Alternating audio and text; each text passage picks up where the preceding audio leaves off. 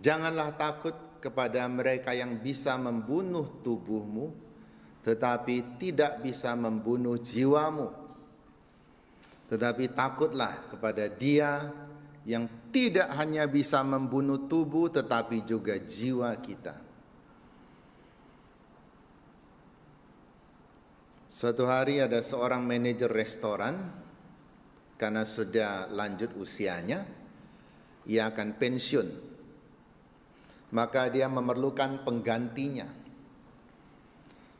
Lalu dia mencari di antara para pegawai 3 orang yang terbaik pelayanannya, yang dianggap mampu menggantikan dia. Tetapi hanya satu yang akan dipilih untuk menggantikan dia. Maka dia menguji 3 orang itu. Siapa yang lulus, dia akan menjadi manajer. Dia bertanya kepada 3 orang itu, mana lebih dulu, telur atau ayam?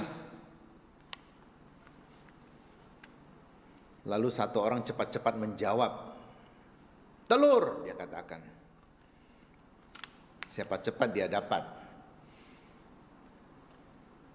Bagus, kata manajer itu.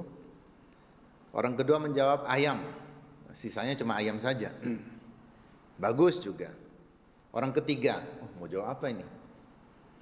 Dia katakan, kalau pelanggan restoran minta telur, saya kasih telur.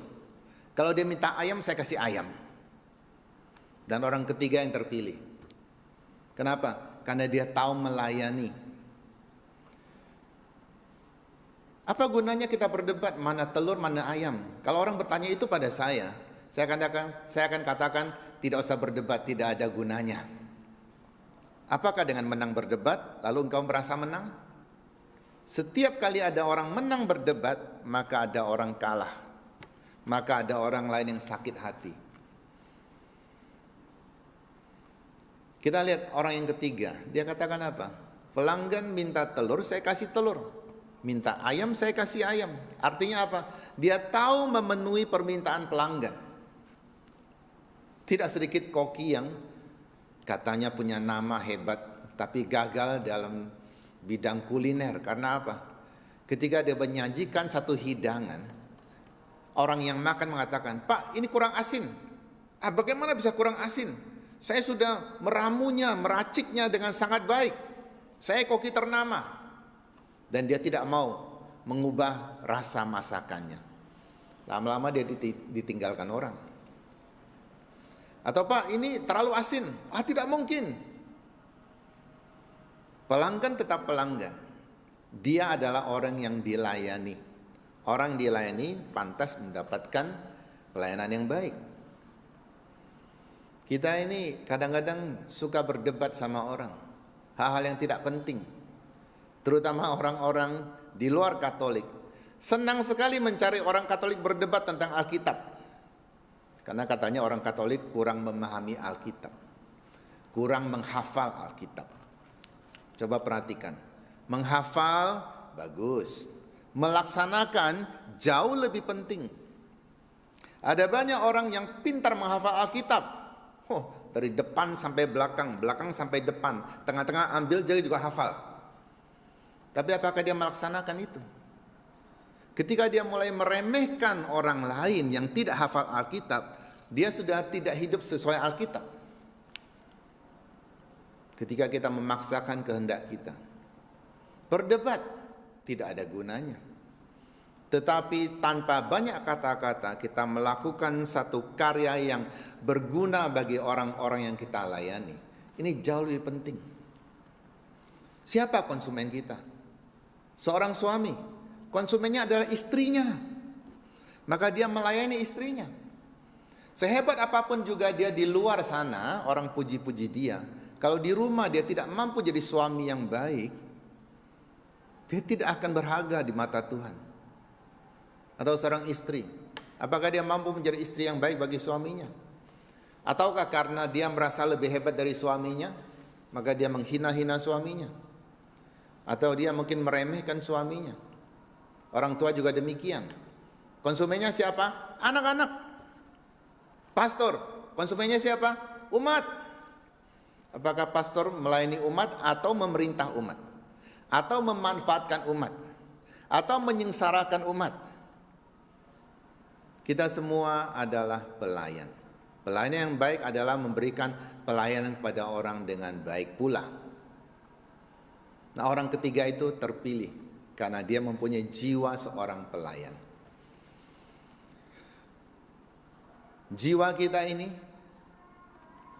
memerlukan pelayan yang melayani jiwa kita, yang membuat jiwa kita kuat, sehat, dan berkenan kepada Tuhan. Apa itu? Badan kita. Badan kita lah yang melayani jiwa.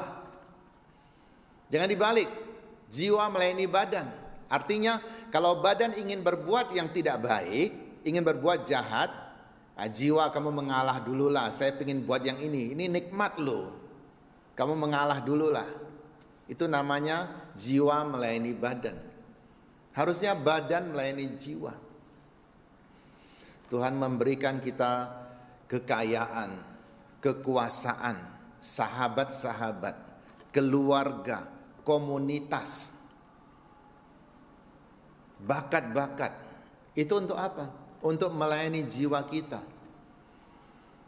Uang yang sama bisa dipakai untuk berbuat baik, bisa dipakai untuk berbuat buruk pula. Ketika uang dipakai untuk berbuat baik, dia sedang melayani jiwa. Yesus katakan, gunakanlah mamon yang tidak jujur itu untuk mendapatkan keselamatan yang sejati. Tapi kalau kita menggunakan uang dan kuasa kita, bakat kita dan sebagainya, kita gunakan untuk hal-hal yang buruk, maka jiwa mengalah. Jiwa kita akan binasa. Dalam bacaan pertama dikatakan, kegentaran meliputi aku. Yeremia dikelilingi oleh orang-orang jahat yang meskipun melihat Yeremia berbuat baik, menyampaikan firman Tuhan dengan baik, tetapi mereka bermusuhan dengan dia. Mau membinasakan dia, mau mencobai dia. Apakah dalam penderitaan Tuhan menolong dia? Apakah Tuhan mampu menyelamatkan dia dari tangan orang-orang jahat itu? Kegentaran. Gentar itu takut yang luar biasa. Tetapi badan akan binasa. Setiap orang badan akan binasa. Tanpa dibinasakan orang lain pun kita akan binasa pada akhirnya. Tetapi jiwa tidak boleh binasa. Jiwa binasa adalah jiwa yang dihukum selama-lamanya. Jiwa yang hidup adalah jiwa yang diterima oleh Tuhan. Maka kata Yesus, takutlah kepada Dia yang bisa membinasakan tubuh dan juga jiwamu. Apa gunanya badan kita begitu sehat, begitu hebat, tetapi kita kehilangan jiwa di hadapan Tuhan. Apa yang kita berikan pada jiwa kita? Haruslah yang terbaik. Tapi coba kita renungkan, satu hari 24 jam. Berapa banyak waktu yang kita gunakan untuk berbuat baik? Atau untuk berdoa? Untuk memelihara jiwa kita ini? Saya pikir lebih banyak waktu kita habiskan untuk hal-hal yang tidak berguna. Yang mungkin hanya berguna bagi kenyamanan kita sendiri. Orang-orang yang berbuat dosa, berbuat salah, itu seringkali berbuat itu karena kenyamanan badannya. Tapi jiwa pasti tidak nyaman. Ketika kita berbuat sesuatu yang buruk dan kita merasa tidak nyaman, itu artinya jiwa kita sedang tidak nyaman. Badan mungkin saja nyaman, tapi jiwa tidak nyaman. Itu tanda-tanda kematian jiwa. Apa yang kita berikan pada jiwa kita? Apakah yang terbaik? Ada seorang bapak membeli satu dus apel. Lalu dia buka dusnya, dia keluarkan apelnya semuanya. Dia cari mana yang paling buruk apelnya, yang sudah hampir busuk. Supaya kalau tidak segera dimakan, takut kalau tidak segera dimakan nanti makin busuk. Maka dia pilih yang paling rusak itu dia makan. Besoknya dia pilih lagi, yang rusak juga dia makan. Yang baik tetap baik. Akhirnya 1 dus habis, semua rusak. Kan makin lama makin rusak. Jadi 1 dus apel dia makan yang rusak semua. Saya pikir kita juga sering begitu. Kita biarkan jiwa kita makan sesuatu yang rusak. Dosa-dosa kita, pelanggaran-pelanggaran kita. Mungkin kita sudah berbuat salah tetapi tidak mau mengaku, tidak mau bertobat. Itulah apel yang rusak. Yang baik kita berikan kepada tubuh kita. Semoga dalam renungan ini kita dibantu oleh Tuhan agar kita lebih memperhatikan jiwa kita. Karena jiwa adalah tujuan akhir kita, datang kepada Tuhan. Badan kita akan tertinggal. Kita lihat zaman sekarang ini, hal-hal yang buruk pun kalau dilakukan oleh banyak orang, maka itu dianggap seakan-akan benar. Indonesia ini belum normal, belum normal. Tapi di mana-mana orang bersikap seakan-akan sudah normal. Ramai-ramai berkumpul, tidak pakai masker, lalu jarak berdekatan dan sebagainya. Tadi siang saya ditelepon oleh seorang dokter yang sangat saya hormati. Beliau katakan, "Pastor, hati-hati. Rumah sakit di Medan yang menangani pasien-pasien COVID-19 ini sudah penuh. Tidak ada ranjang lagi. Sudah penuh. Artinya kalau ada pasien baru susah untuk masuk. Mungkin akan terlantar. Kenapa bisa penuh?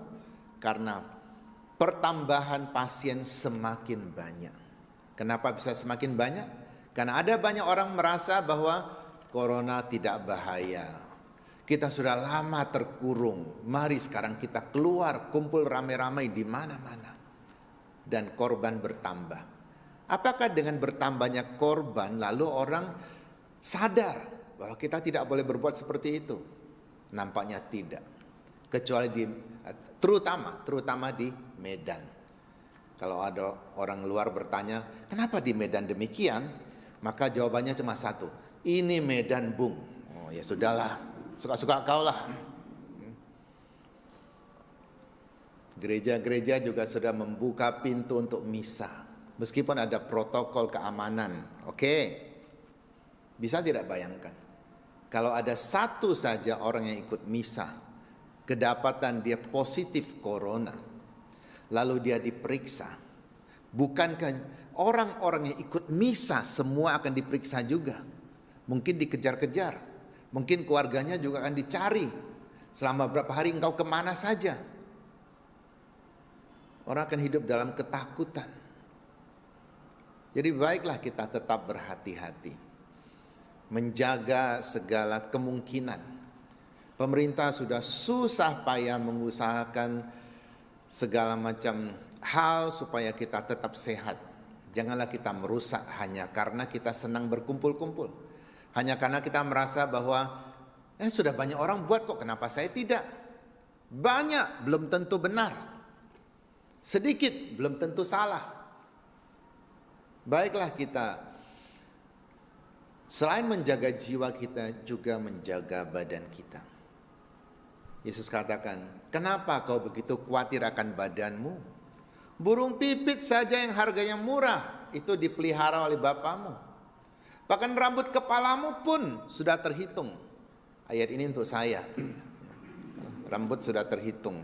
Jadi saya tidak terlalu kecewa, tidak terlalu sedih juga. Saya tahu ini ya hitungan Tuhan, ya sudahlah begitu. Tuhan memelihara kita jauh dari yang kita harapkan, jauh dari yang kita pernah bayangkan. Tetapi ia juga memelihara jiwa kita. Tetapi bagaimana dia bisa memelihara jiwa kita? Karena yang mengambil keputusan adalah kita sendiri.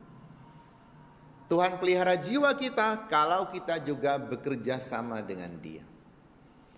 Semoga Tuhan membantu kita, membimbing kita agar kita tidak hanya mampu memelihara badan kita, tetapi juga jiwa kita. Dan semoga para korban COVID yang meninggal dunia diberikan tempat yang khusus di surga. Semoga dosa-dosa mereka diampuni. Dan semoga mereka yang sedang sakit juga diberi belas kasihan untuk mendapatkan kesembuhan jiwa dan raga. Amin. Kita doakan doa untuk kesehatan kita. Bapa yang Maha Kasih, Engkau tahu kami khawatir akan badan kami yang mungkin akan binasa oleh virus. Kami mohon kepadamu bukan mengenyahkan virus ini, tetapi berilah kekuatan kepada kami, agar kami mampu menjaga kesehatan kami, agar kami mampu juga bekerja sama baik dengan pemerintah maupun dengan gereja, agar kami mampu memberikan pengaruh-pengaruh yang baik, agar kami mampu menghadapi bencana ini. Semoga Kau kuatkan kami, Kau teguhkan kami. Semoga kami juga terhindar, tidak hanya dari virus, tetapi dari akibat-akibat itu, yaitu ketakutan, kelaparan, pertentangan, bahkan juga permusuhan yang timbul karena kami terlalu sering berkumpul bersama-sama. Ya Tuhan, kepadamu-lah kami serahkan hidup kami, kiranya Engkau mendengarkan dan memberkati kami. Dalam Kristus Tuhan dan pengantara kami. Amin.